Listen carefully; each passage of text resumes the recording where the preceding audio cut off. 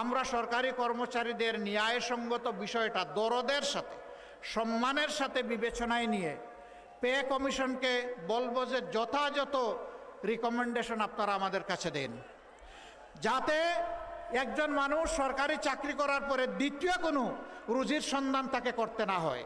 আর সরকারি কর্মজীবীরা কেউ সৎ, কেউ সততা রক্ষা করেন না। কেন করেন না?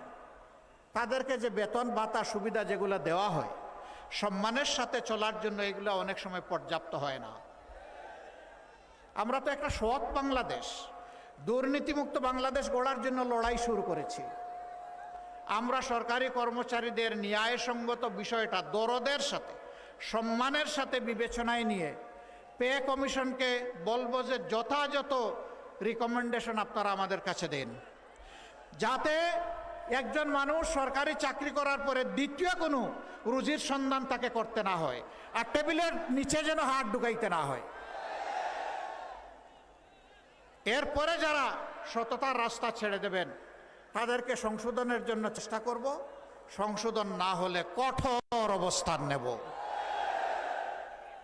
জনগণের আমানত নিয়ে আমরা কাউকে খেলতে দেব না, ছিনিমিনি করতে দেব না।